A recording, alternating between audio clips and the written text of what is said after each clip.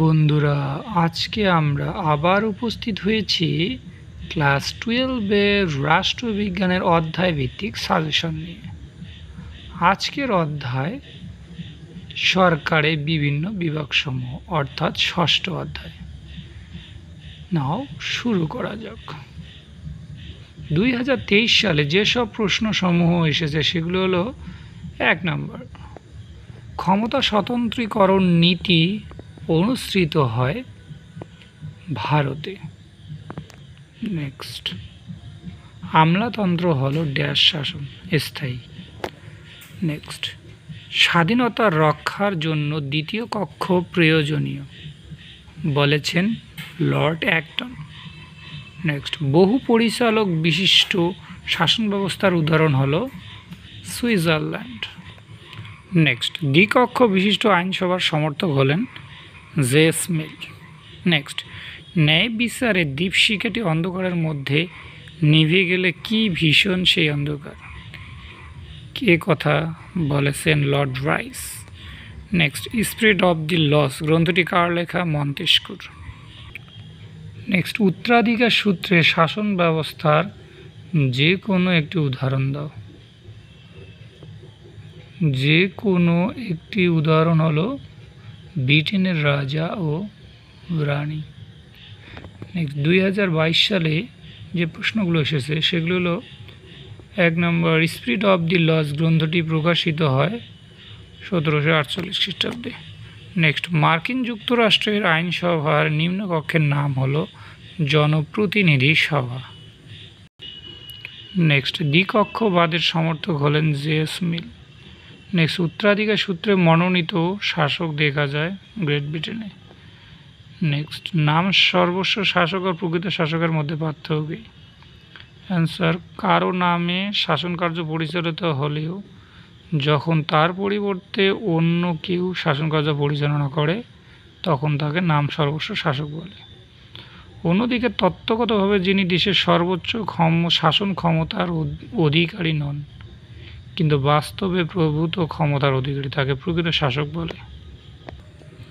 Next, আমলাতন্ত্রের যে কোনো দুটি কার্যাবলী চিহ্নিত করো।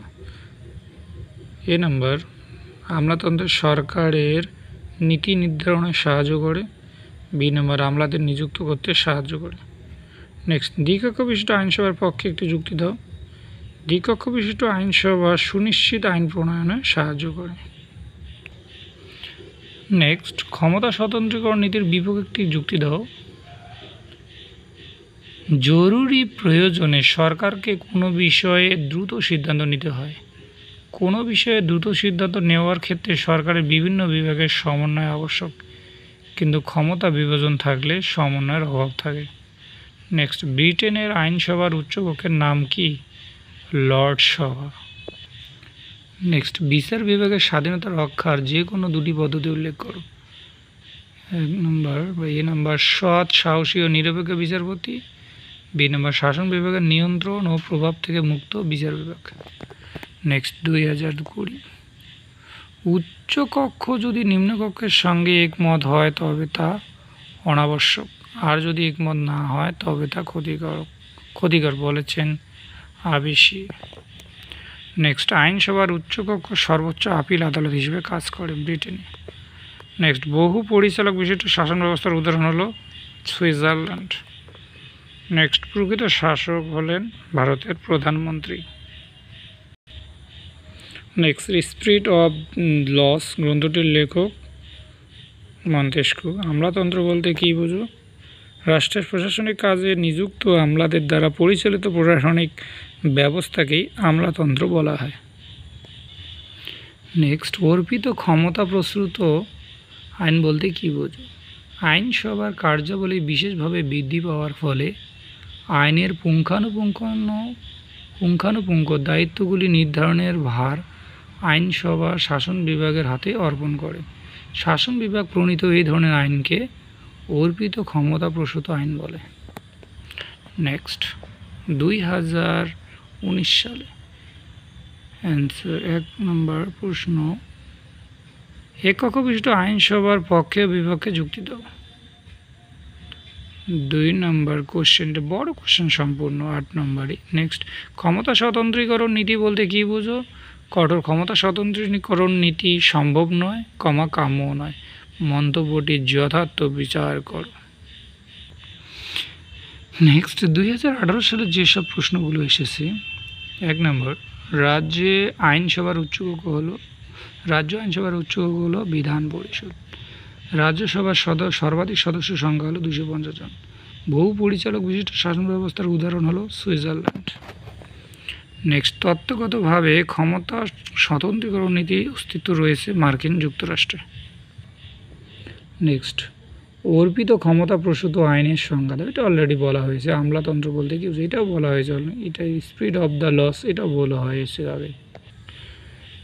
নেক্সট, 2017 সালে যে প্রশ্নগুলো এসেছে বড় কোশ্চেন এই অধ্যায় থেকে, সেগুলি হলো 1 নম্বর, ক্ষমতা স্বতন্ত্রীকরণ নীতির পক্ষে বিপক্ষে যুক্তিগুলি আলোচনা করো। নেক্সট, আধুনিক রাষ্ট্রে শাসন বিভাগের কার্যাবলী আলোচনা করো। 2016, বিচার বিভাগীয় সমীক্ষা বলতে কি বোঝো? ওর সঙ্গে বিচার বিভাগীয় স্বাধীনতা কিভাবে সংরক্ষিত হয় তা ব্যাখ্যা করো। নেক্সট, 2 নম্বর কোশ্চেন, এক কক্ষ বিশিষ্ট আইনসভার পক্ষে ও বিপক্ষে যুক্তি দাও।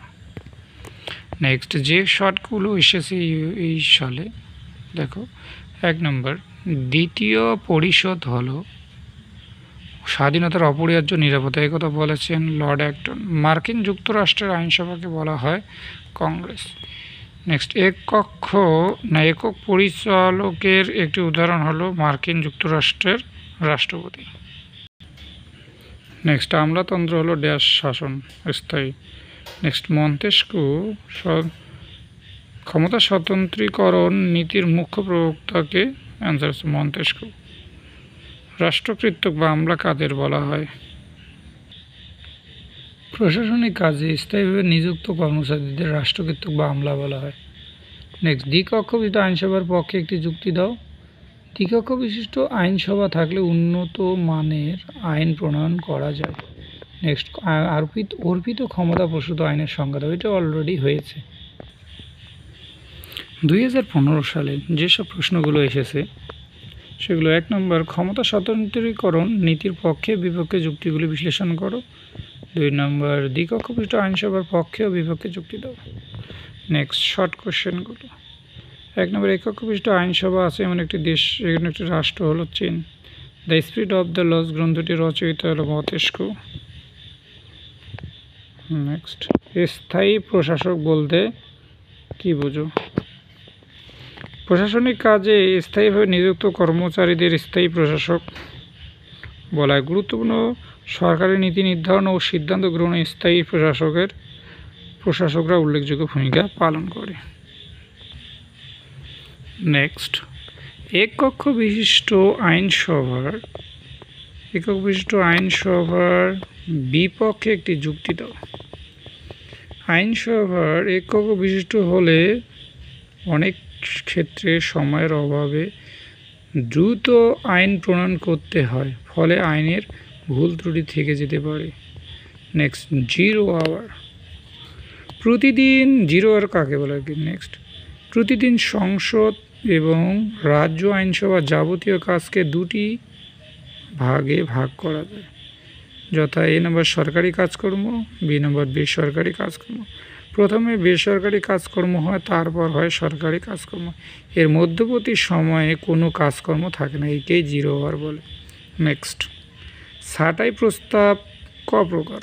ছাঁটাই প্রস্তাবগুলিকে 3 ভাগে ভাগ করা যায়, যথা নীতি অনুমোদন সংক্রান্ত ছাঁটাই প্রস্তাব, ব্যয় সংক্ষেপের জন্য ছাঁটাই প্রস্তাব এবং প্রতীকী ছাঁটাই প্রস্তাব।